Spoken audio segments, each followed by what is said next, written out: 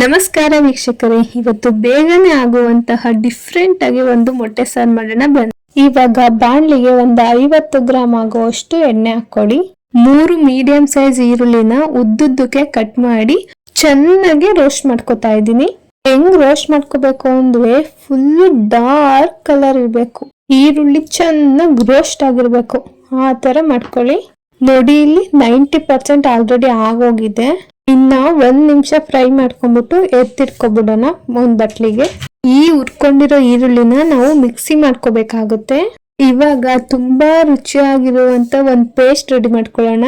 ನಾವು ಚೆನ್ನಾಗಿ ಫ್ರೈ ಮಾಡ್ಕೊಂಡಿರೋ ಈರುಳ್ಳಿನ ಜಾರ್ ಒಳಕ್ ಹಾಕೊಂಡು 4 ಇಲ್ಕು ಬೆಳ್ಳುಳ್ಳಿ ಹಾಕೋತಾ ಇದೀನಿ.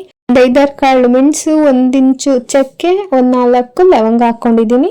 ಇವಾಗ ಮೊಸರು ಹಾಕೋತಾ ಇದೀನಿ. 1/4 ಲೀಟ್ರಲ್ಲಿ ಅರ್ಧ ಹಾಕೊಂಡಿದೀನಿ ನಾನು. ಇವಾಗ ಒಂದ್ಸಲ ರುಬ್ಬಿದ್ಮೇಲೆ 2 ಸ್ಪೂನು ಖಾರದ ಪುಡಿ ಹಾಕೋತಾ ಇದ್ದೀನಿ. ಈ ತರ ಒಂದ್ಸಲ ಮಾಡಿ ತುಂಬಾ ರುಚಿಯಾಗಿ ಬರುತ್ತೆ. ನಾವು ಅವಾಗ್ಲೇ ಈರುಳ್ಳಿ ಹುರ್ಕೊಂಡಿದ್ವಲ್ಲ, ಆ ಎಣ್ಣೆ ಮಿಕ್ಕಿತ್ತಲ್ಲ, ಅದೇ ಎಣ್ಣೆಗೆ 1 ಸ್ಪೂನ್ ಜೀರಿಗೆ, 2 ಸ್ಪೂನ್ ಕಸೂರಿ ಮೇಥಿ ಹಾಕೋತಾ ಇದ್ದೀನಿ.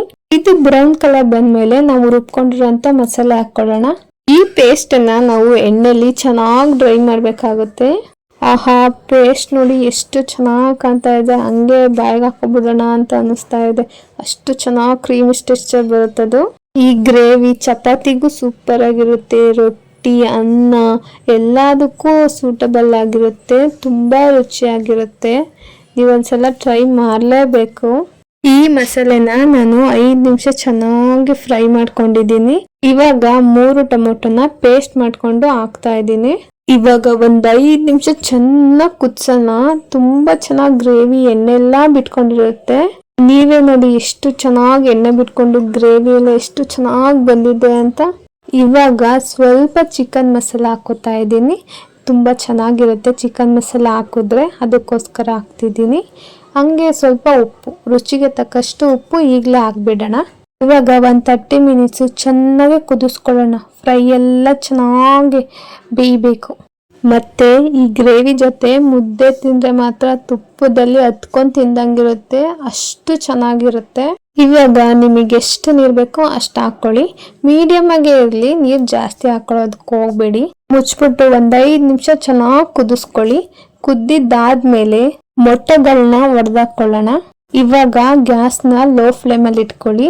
ಒಂದೊಂದೇ ಮೊಟ್ಟೆನ ಮೂಲೆಗೆ ಒಡೆದಾಕೊಳ್ತಾ ಬನ್ನಿ. ಮೊಟ್ಟೆನ ಒಡೆದಾಕದ್ಮೇಲೆ ಸೌಟಲ್ಲಿ ಕೈ ಆಡ್ಸೋದಿಕ್ ಹೋಗ್ಬೇಡಿ, ಹಂಗೆ ಬಿಟ್ಬಿಡೋಣ. ಹಾಗೆ 5 ನಿಮಿಷ ಗ್ಯಾಸ್ನ ಲೋ ಫ್ಲೇಮಲ್ಲಿ ಇಟ್ಬಿಟ್ಟು ಬೇಯಿಸ್ಕೋಬೇಕಾಗುತ್ತೆ. ನಾವು ಮೊಟ್ಟೆನ ಒಡೆದಾಕಿರೋದ್ರಿಂದ ಚೆನ್ನಾಗಿ ಮಸಾಲೆ ಎಲ್ಲ ಮೊಟ್ಟೆಗೆಲ್ಲ ಇಳ್ಕೋಬೇಕು. 5 ನಿಮಿಷ ಬೇಯಿಸಿದ್ದಾದ್ಮೇಲೆ ಸೈಡಲ್ಲೆಲ್ಲ ಎಣ್ಣೆ ಬಿಟ್ಕೊಂಡಿರುತ್ತೆ, ಮಧ್ಯದಲ್ಲೆಲ್ಲ ಚೆನ್ನಾಗಿ ಮೊಟ್ಟೆ ಬೆಂದಿರುತ್ತೆ. ಇಷ್ಟೇ ವೀಕ್ಷಕರೇ, ಮೊಟ್ಟೆ ಸಾಂಬಾರ್ ಆಗಿ ಹೋಯ್ತು. ತುಂಬಾ ಬೇಗನೆ ಆಗುತ್ತೆ. ಈ ರೆಸಿಪಿನ ಮನೇಲಿ ಒಂದ್ಸಲ ನೀವು ಟ್ರೈ ಮಾಡಿ.